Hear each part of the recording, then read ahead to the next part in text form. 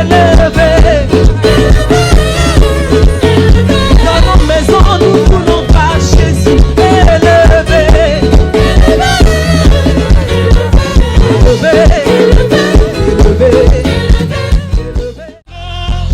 Tu es grand, tu fais de si grands miracles, il n'y a nul autre que toi. Il n'y a personne d'autre que toi. Il n'y a personne d'autre que toi. Tu es grand, tu fais de si grands miracles, il n'y a nul autre que toi.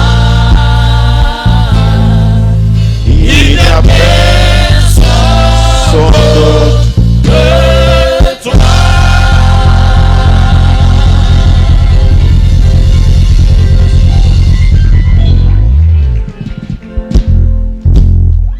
Il n'y a personne d'autre que toi.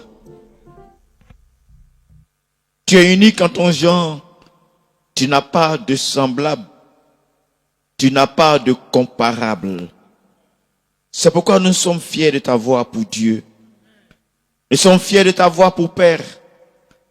Nous sommes fiers, oh Dieu, de ce que c'est un honneur pour nous d'être avec toi, d'être à tes pieds, de pouvoir te soumettre nos vies, soumettre nos projets, soumettre notre destinée.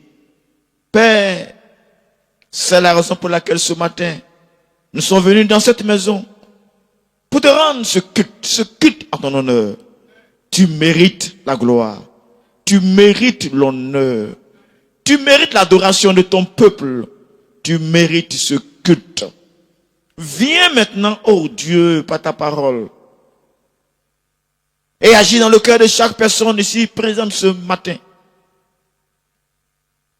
Imprime dans chaque cœur ce que tu veux que ce cœur reçoive de toi ce matin. Que ce cœur soit un cœur fertile, une terre fertile, dans laquelle tu sèmes ta sémence de vie, afin d'apporter la vie dans notre être, afin de faire, oh Dieu, que nous puissions accomplir la destinée prophétique pour laquelle tu nous as attirés à toi. Je suis entre tes mains comme, Père, un canal que tu peux utiliser comme tu veux. Ma façon de parler, utilise-moi comme tu le veux. Et transmets droitement ta parole de vérité à quelqu'un. Fais en sorte que quelqu'un reçoive ce que tu veux qu'il puisse recevoir en ce jour. Et qu'il reparte d'ici encouragé, exhorté, édifié, planté à nouveau, Seigneur, sur le chemin de sa destinée. Merci pour ta fidélité. Au nom de Jésus que j'ai prié. Et quelqu'un qui croit que Dieu nous a entendus, dise avec moi, Amen. Tu peux offrir à l'Éternel des acclamations qui viennent de ton cœur. Nous sommes encore en train de célébrer la Pâque et nous la célébrerons chaque jour. Gloire à Dieu pour la Pâque. Gloire à Dieu pour ce moyen ultime qu'il nous donne afin de vivre notre identité en lui, afin de renouveler notre identité en lui. Gloire à Dieu pour la Pâque qui est le moyen ultime pour nous de faire la volonté de notre Père, de le servir. Quelqu'un peut-il déclarer avec moi, la Pâque est l'ultime moyen pour moi de faire la volonté du Père, de le servir. Amen. Je prie que quelqu'un voit autrement la Pâque, qui voit la Pâque comme une opportunité qu'il a, comme une chance qu'il a de pouvoir faire la volonté de son Père, Dieu, de le servir. Et dimanche passé, nous avons vu quelques points forts de la Pâque que je voudrais résumer ici en 2 grands points. Nous avons vu dimanche passé que la Pâque est le plan ultime de Dieu pour revenir à la création déchue, pour la sauver, pour la repurifier, pour la réorganiser, pour la resoumettre à sa souveraineté. Nous avons dit, et vous avez vu peut-être ce matin, pendant que vous étiez au cours, et pendant la prière, vous l'avez vu, que notre Dieu est en train de revenir à sa création dessus pour la sauver.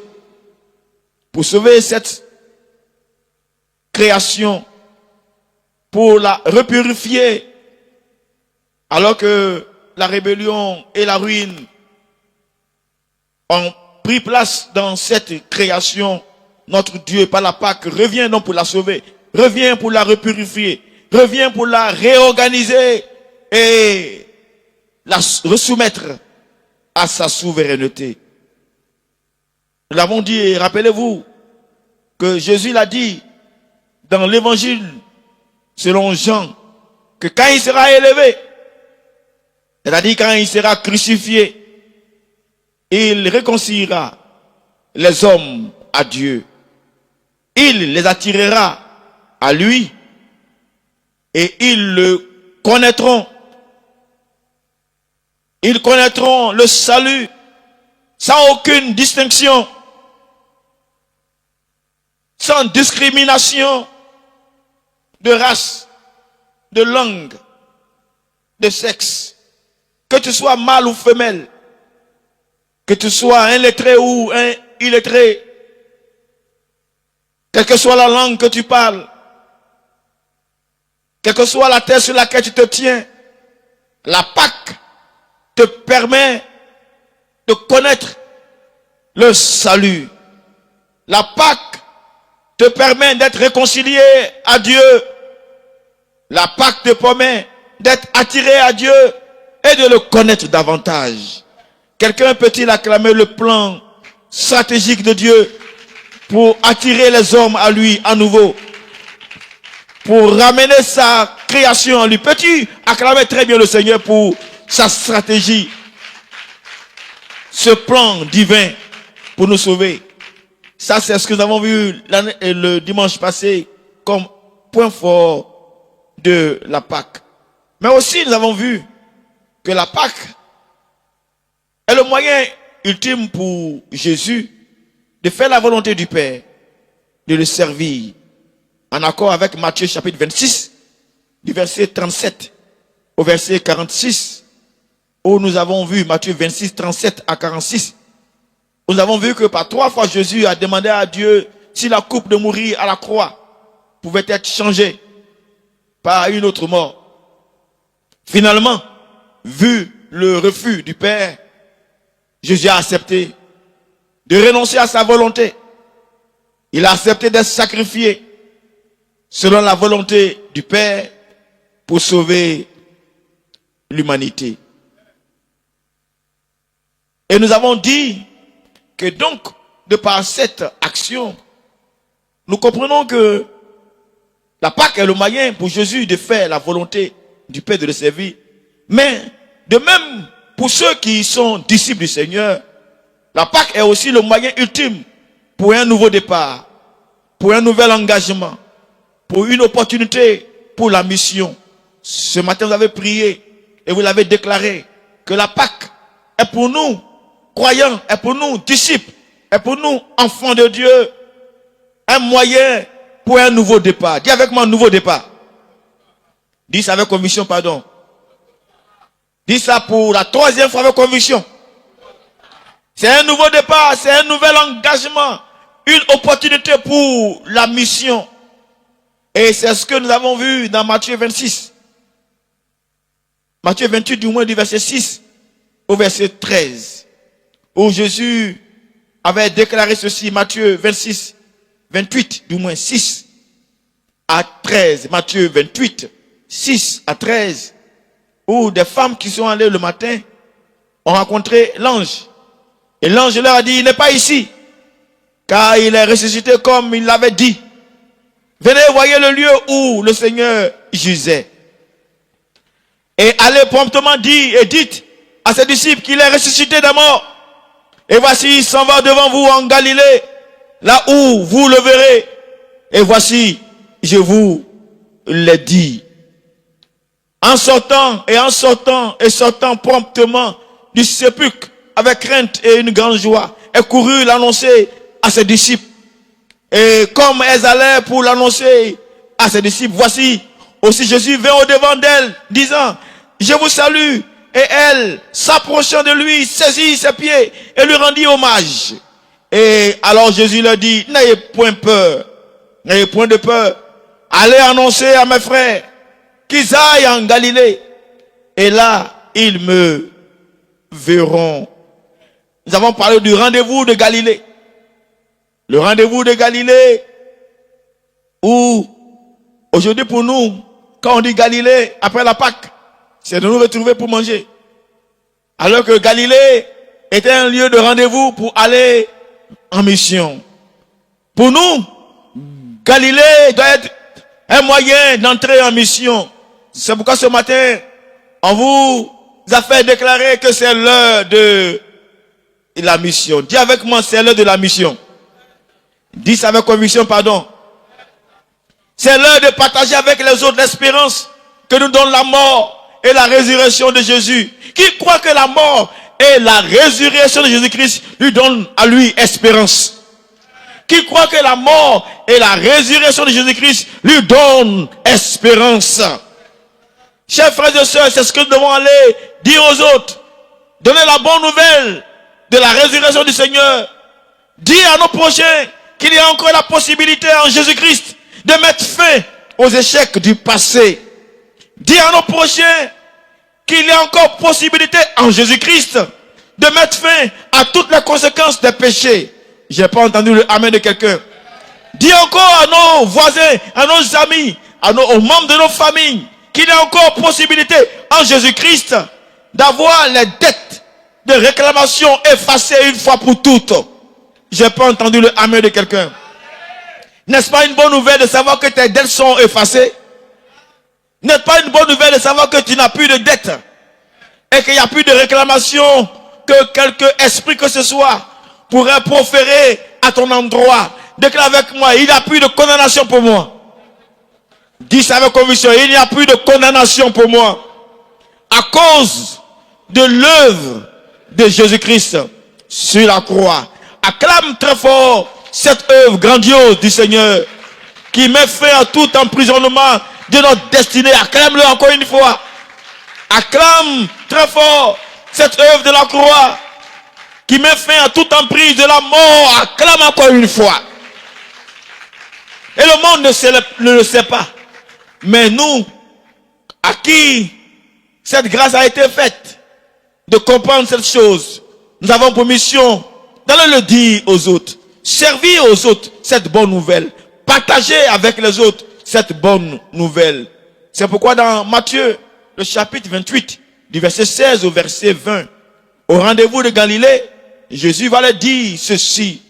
Tout pouvoir m'a été donné. Dans Matthieu 28, au verset 16, et les 11 disciples s'en allaient à Galilée sur la montagne, et que Jésus leur avait ordonné de se rendre. Et l'ayant vu, il rendit hommage, mais quelques-uns doutaient. La suite, et Jésus s'approchant leur parla, disant, toute autorité m'a été donnée dans le ciel et sur la terre. Dis-moi bien amen. Allez donc, et faites disciples toutes les nations, les baptisant pour le nom du Père, du Fils et du Saint-Esprit, leur enseignant à garder toutes choses que je vous ai commandées. Et voici, je suis avec vous tous les jours, jusqu'à la consommation du siècle. Quelqu'un peut-il acclamer encore une fois le Seigneur?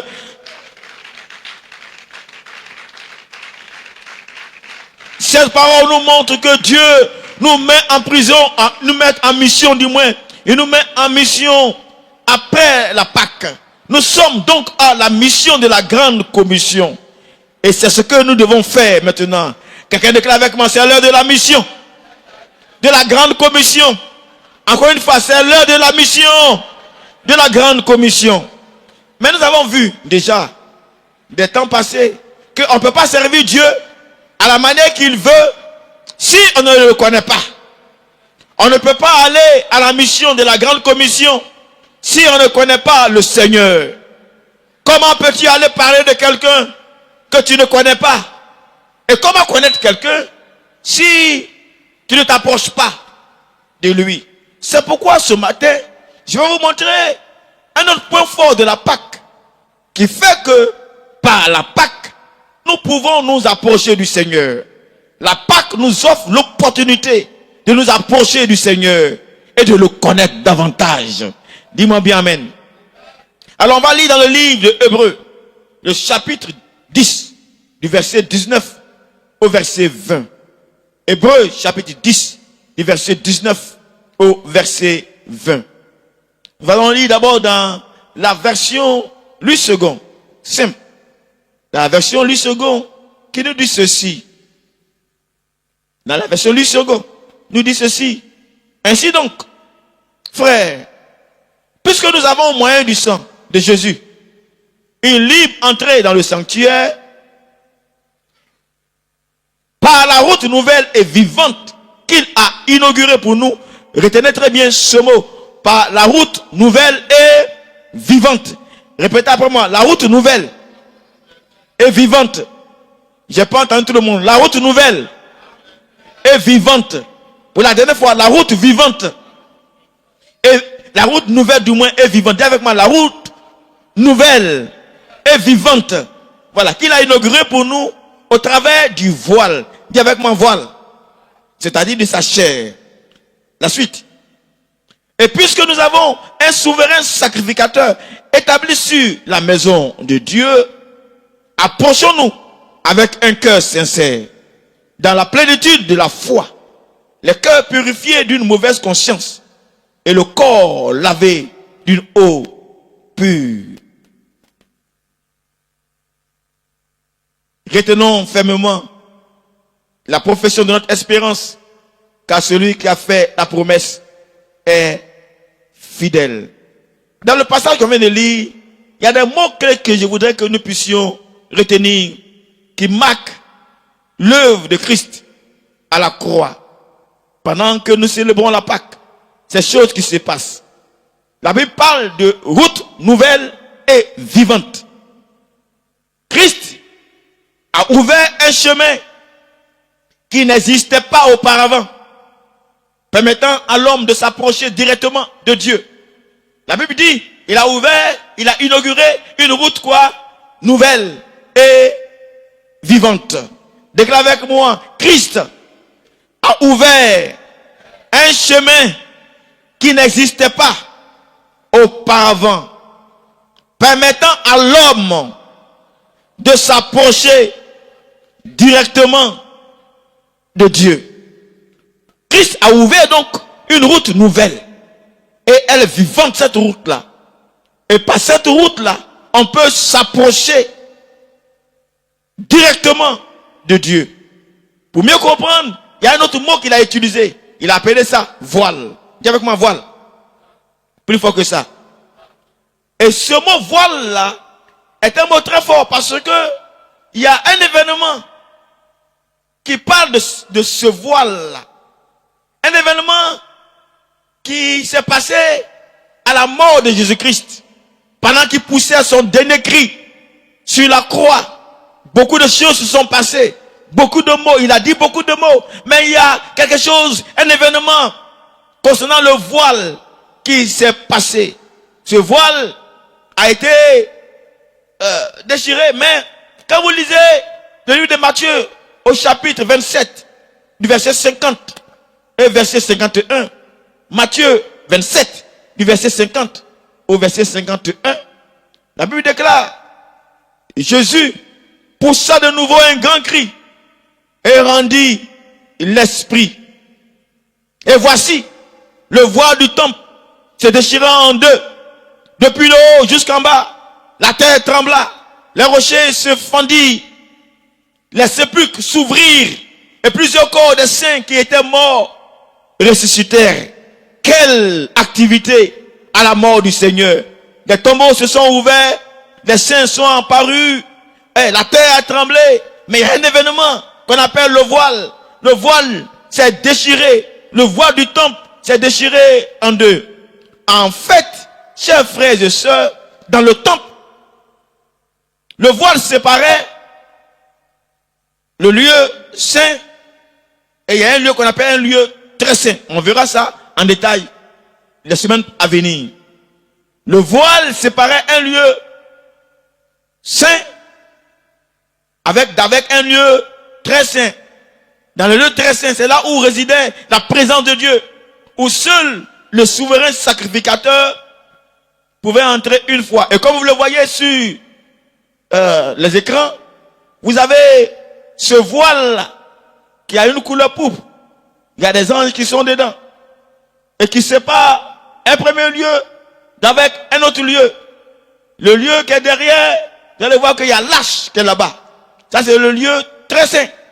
Donc, le voile là, il sépare le premier lieu d'un second lieu.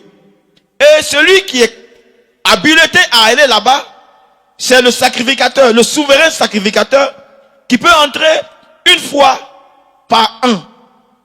Et l'auteur de ce livre d'Hébreux dit que ce voile représente la chair de Christ, le corps de Christ.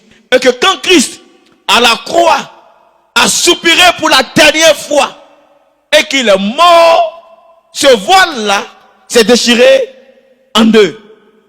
Quel événement! La mort de quelqu'un sur une croix.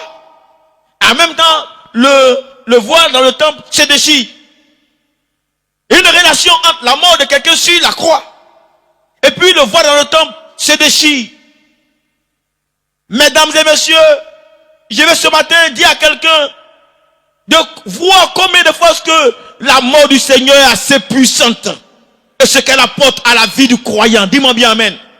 Dis-moi encore amen. La déchirure de ce voile-là symbolise que le sacrifice ouvrait de Jésus-Christ ouvrait désormais la voie directe dont on vient de parler, la nouvelle route qui est vivante, qui donne droit, accès à Dieu pour tous les croyants. Et les théologiens disent que si ça a commencé en haut pour venir en bas, c'est parce que ça veut simplement montrer que l'acte est divin.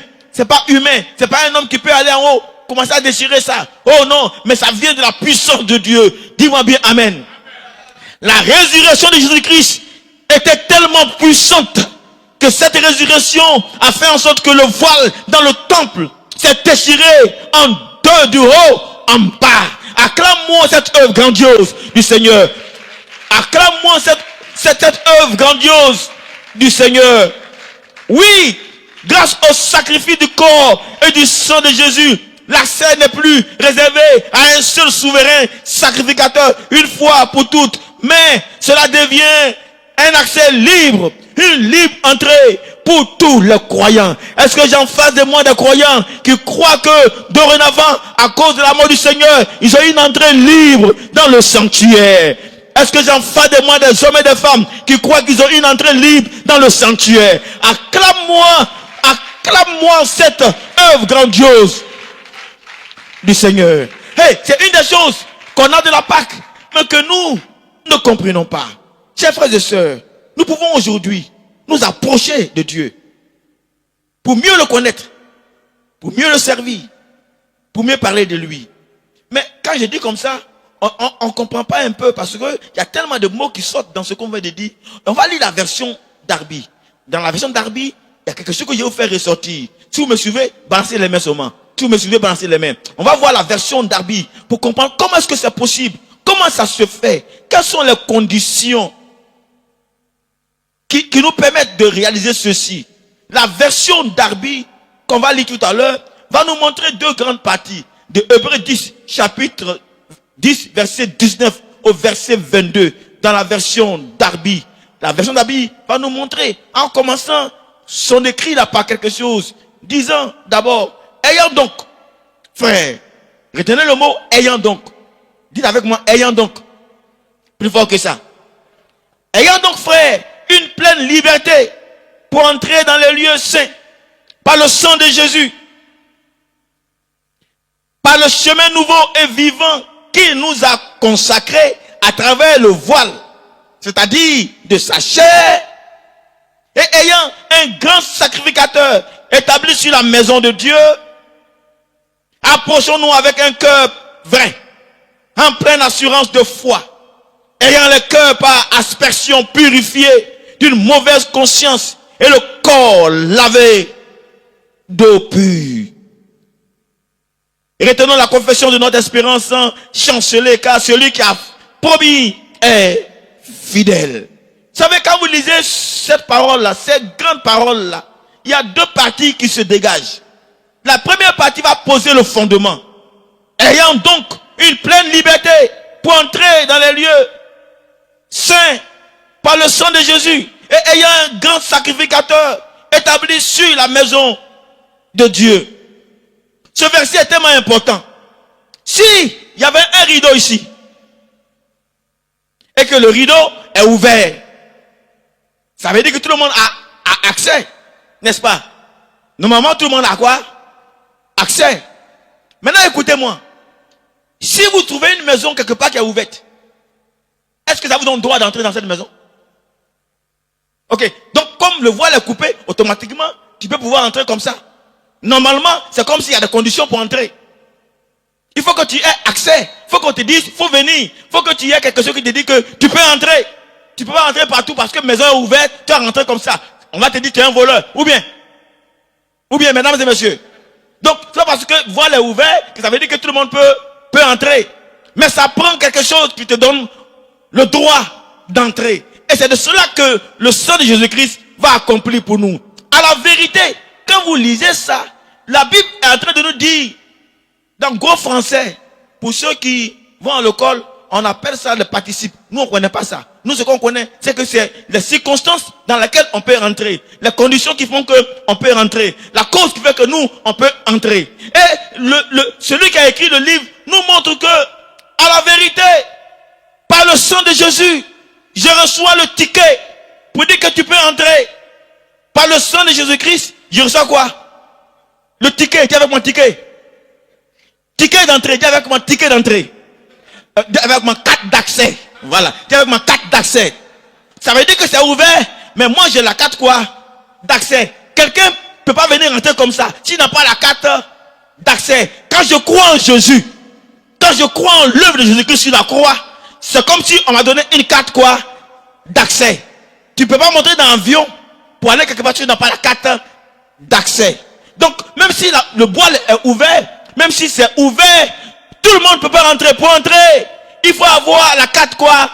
D'accès. Et donc, l'auteur dit, vous, ayant une entrée libre, vous avez ça déjà. Quand tu crois en Jésus, on a mis entre tes mains la carte d'accès. Quand tu crois en Jésus-Christ, tu as déjà le grand souverain sacrificateur avec toi. Tu as le droit d'entrer. Dis avec moi, j'ai le droit d'entrer. Dis ça avec conviction, j'ai le droit d'entrer. Encore une fois avec conviction, j'ai le droit d'entrer. Mesdames et messieurs, vous qui croyez en la mort et en la résurrection du Seigneur, parce que vous croyez en ça, on met dans votre main une carte d'accès pour arriver à voir Dieu, à vous approcher de Dieu, à entrer dans la présence de Dieu. Dis-moi bien Amen. N'êtes-vous pas heureux d'avoir une carte d'accès pour aller voir Dieu, là où beaucoup ne pouvaient pas le voir, là où quand on le voit on meurt, là où c'est une fois par an on peut arriver. Mais toi et moi, à cause de l'œuvre du Seigneur, on a entre nos mains une carte d'accès. On peut entrer à tout moment, à chaque instant. On peut parler avec lui, on peut communier avec lui. Je pensais que tu allais acclamer très fort cette œuvre de Jésus-Christ sur la croix. Donnez-moi encore quelques minutes.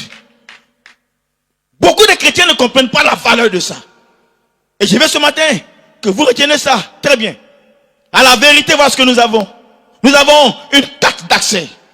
Nous avons la carte d'accès qui nous permet d'entrer dans la présence du Seigneur. On acclame la présence de notre présidente. Donc, avec cette carte d'accès, on peut donc s'approcher du Seigneur avec une pleine assurance et foi. Mais quand j'ai pensé à ce message, la Bible dit quelque chose d'autre qui est important d'avoir. Il dit, en plus, ayant les cœurs purifiés par aspersion d'une mauvaise conscience. Là encore, c'est une autre phrase. Tu peux avoir la carte d'accès, mais il faut que ton cœur soit quoi? Soit pur, soit purifié. Dis avec moi, mon cœur purifié. Plus fort que ça. Encore une fois. Donc il y en a qui vont, comment ils vont s'arranger pour avoir la carte d'accès, on ne sait pas. Mais ils ont eu la carte d'accès. Mais quand ils ont la carte d'accès, leur cœur doit être aussi purifié. Mais gloire soit rendue à Dieu. La Bible nous montre que, encore, par la façon dont c'est écrit, par la façon dont l'auteur a écrit, ça veut dire que pour avoir le cœur purifié, ça ne sera pas par tes propres efforts. Dis-moi bien amen. Dis encore amen. Tel que c'est écrit, ça veut dire que celui qui croit en Jésus-Christ, non seulement il a la carte d'accès, mais en même temps, le sang du Seigneur purifie son cœur. Je ne sais pas si tu me comprends ce matin. Tu peux venir, tu as la carte d'accès, mais quand tu crois en Jésus-Christ, le sang du Seigneur fait en sorte que ton cœur est purifié. Ton cœur est purifié de toute mauvaise conscience. Le diable ne peut pas accuser ta conscience. C'est pourquoi la Bible déclare que tous ceux qui sont en Jésus-Christ là, il n'y a pas de condamnation pour eux. Peux-tu acclamer encore une fois l'œuvre de Christ sur la croix? On ne mesure pas assez la valeur de l'œuvre de Christ sur la croix. Non, j'ai la carte d'accès, mais en même temps mon cœur est quoi? Est purifié. Dis mon cœur est purifié. Plus fort que ça. Si tu crois en l'œuvre de Christ sur la croix, tu as la carte d'accès, mais en même temps ton cœur est purifié. La purification intérieure. Mais c'est pas fini. L'auteur va encore. Il ajoute une troisième condition. Il dit, le corps lavé d'eau pure. Donc, 1, tu dois avoir la carte d'accès. 2, ton cœur doit être quoi? Purifié. Mais c'est pas ton cœur seulement. Il faut que ton corps aussi soit purifié. Mais gloire soit rendue à Dieu. Le disant ainsi, on ne te demande pas de faire des efforts pour que ton être soit purifié. Ce qu'on te demande, quand tu crois au nom du Seigneur, quand tu crois en l'œuvre de Christ sur la croix, cette œuvre-là peut te laver complètement. Donc quand tu crois au nom du Seigneur, c'est comme si tu allais dans une douche. Et puis tu as mis le sang du Seigneur qui lave ton corps, qui lave tes souillures. Oh, dis-moi bien amen. Donc quand tu crois au nom de Jésus-Christ, 1, tu as la carte d'accès. 2, ton cœur est pur. 3, tu es lavé. Tu peux entrer. Quelqu'un qui ne croit pas en lui, il n'a pas la carte d'accès. S'il s'est débrouillé pour avoir la carte d'accès et qu'il n'a pas bien fait, son cœur, il ne peut pas rentrer. Ou bien son corps est sale, on ne peut pas rentrer là-bas. Pour que tu puisses entrer, il faut avoir la bille de noces. On nous déclare. Mais quand tu crois en l'œuvre de Christ sur la croix, non seulement tu as le ticket, dis avec moi, j'ai le ticket. J'ai la carte d'embarquement. Alors dis-moi ça avec conviction, pardon. Tu peux embarquer pour une nouvelle destination, pour ta destinée prophétique. Tu as la carte d'embarquement. Mais quand tu vas partir, et puis on va te fouiller. Quand tu montes dans l'avion, tu as carte. Mais avant de monter là, on va te scanner. Pour voir s'il y a quelque chose sur toi qui te disqualifie. Ou bien. Ok, donc on va mettre ça sur toi. On va voir que sur toi là, il n'y a rien. Mais il y en a, ils sont forts. Ils avalent le truc qu'ils avaient dans les mains là-bas. Maintenant, si tu avales qu'ils avaient en bas, dedans là-bas, on va t'attraper. Donc, le sang du Seigneur, quand tu crois en Jésus-Christ, tu as la carte d'embarquement. Hein? Ton cœur là est quoi? Purifié. Et puis toi, ton corps est quoi? Purifié. Tu peux entrer. Donc, l'auteur dit, comme déjà, en croyant ça, tu as la carte d'embarquement. Ton cœur est purifié. Et puis ton corps est lavé. Mais alors, tu as libre accès. Donc, il faut entrer avec confiance. Il faut entrer sans hésiter. Il faut entrer sans balbutier. Dis-moi bien amen. Quand tu voyages, et puis tu n'as rien à te reprocher. Quand tu voyages, et puis tu es propre. Tu as tous les papiers en règle. Quand tu voyages, et puis tu n'as pas appris quoi que ce soit. Mais tu voyages avec quoi? Une sécurité, une assurance. Oh, dis-moi bien amen. Mesdames et messieurs, vous qui croyez au sang du Seigneur, mesdames et messieurs, vous qui croyez à l'œuvre de Christ sur la croix, entrez dans le parvis du Seigneur avec assurance, avec confiance. Quelqu'un peut-il acclamer Dieu qui donne d'entrer dans ses parvis? Acclame-moi le Seigneur qui fait ça pour toi. Tu n'as rien à payer. Il faut croire seulement. Croire en l'œuvre de Christ sur la croix. Et puis tu peux le faire. C'est pourquoi il va dire, entrez. Entrez avec assurance. Entrez sans hésiter. Entrez avec joie. Entrez plein d'assurance. Et cette assurance-là vient du fait que tu sais que tu as la carte. Tu sais que ton cœur est purifié. Tu sais que ton corps est lavé. Tu n'as pas à craindre. Dis avec moi, je n'ai pas à craindre. Plus fort que ça. Plus fort que ça. Je voudrais qu'on se tienne debout et qu'on acclame l'œuvre de la Pâque, l'œuvre de Christ à la croix. Voilà ce que cela procure pour nous. Veux-tu connaître Dieu? Veux-tu servir Dieu? Vous voyez, cette œuvre qu'on fait te donne accès maintenant. Tu peux entrer dans la présence de Dieu. Maintenant, quand tu vas entrer dans la présence de Dieu, tu dois pouvoir connaître Dieu. Tu ne peux pas connaître Dieu si tu ne te rapproches pas de lui. Comment rester loin et connaître Dieu? Tu dois t'approcher de Dieu. Comment tu peux t'approcher si on ne t'invite pas? C'est pourquoi l'invitation, approchons-nous avec assurance que cela soit ton partage. Qu'à compter de maintenant, où l'accès est libre pour toi, que tu puisses entrer avec assurance. Dis-moi bien amen. On va le voir prochainement. À chaque pas, tu vas découvrir Dieu d'une certaine manière. À chaque pas, tu vas le voir dans une autre dimension. On a vu avec Moïse comment il est parti du buisson ardent. Comment il est arrivé à la montagne qui était fumante. Et comment il est arrivé au tabernacle. Des différents niveaux par lesquels tu devras passer. À chaque niveau, marche avec assurance. Quand vous allez à l'aéroport, quand vous voyagez, vous arrivez dans un coin où tout le monde peut arriver. Il n'y a pas de problème. Et puis après maintenant, vous allez dans un autre système où on durcit un peu. L'immigration durcit un peu. Il n'y a pas de problème. À chaque niveau, on va te contrôler. Mais tu n'as pas peur parce que tu n'as rien. Dis-moi bien amen. Tu ne crains pas. Dis-moi bien amen. On n'a qu'à mettre 1000 quoi. Tu ne crains pas parce que tu sais que tu es en règle. Je déclare pour toi qui crois en Jésus-Christ que tu es en règle. N'aie pas peur d'aller dans la présence de Dieu ton Père. Vas-y et découvre-le. Vas-y et communie avec lui. Vas-y et échange avec lui. Et tu verras que tu vas le découvrir davantage. Maintenant le service sera facile.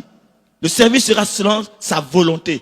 Le service ne sera pas selon toi. Parce que tu le connais. Parce que maintenant tu t'approches de lui. Que Dieu nous aide à faire ainsi. C'est pourquoi tu vas prendre la main de ton frère. Tu vas prier pour lui.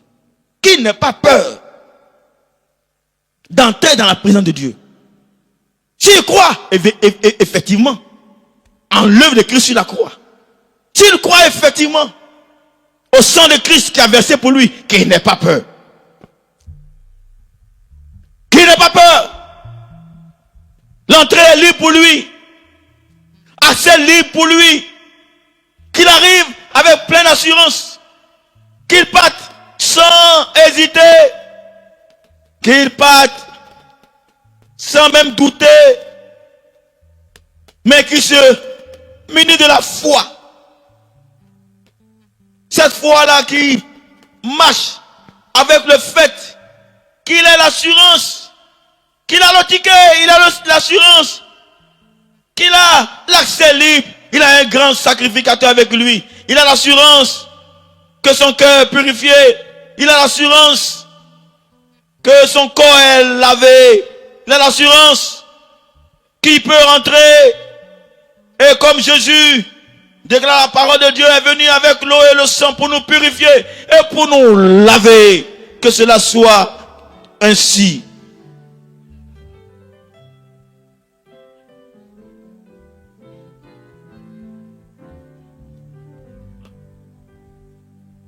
Déclare avec moi au nom du Seigneur. Dis avec moi au nom du Seigneur. Je m'accroche au sang de Jésus-Christ. Au nom du Seigneur, je m'accroche, je m'appuie sur l'œuvre de Christ, sur la croix. Je confesse et je déclare que j'ai un accès libre à la présence du Dieu très haut. Au nom de Jésus-Christ, je possède l'accès libre. Je passe par la porte inaugurée par Jésus-Christ. J'emprunte le chemin inauguré par Jésus-Christ. Je vais donc vers le Père. Au nom de Jésus-Christ. Au nom de Jésus-Christ. J'ai confiance que l'œuvre de Christ à la croix a purifié mon cœur.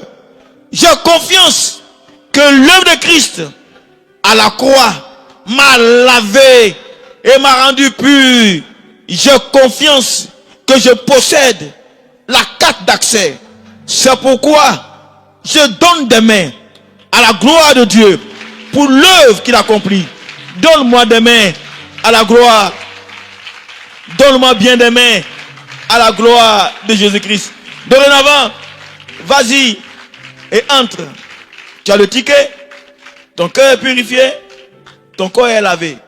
N'aie pas peur. Entre dans la présence du Dieu très haut. Dis-moi bien amen. Bonne arrivée dans le royaume du Seigneur.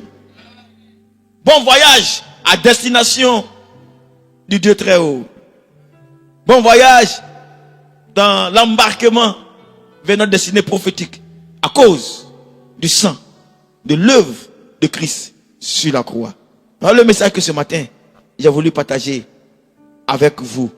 Si quelqu'un a compris mon message, acclame Dieu avec moi. Manifester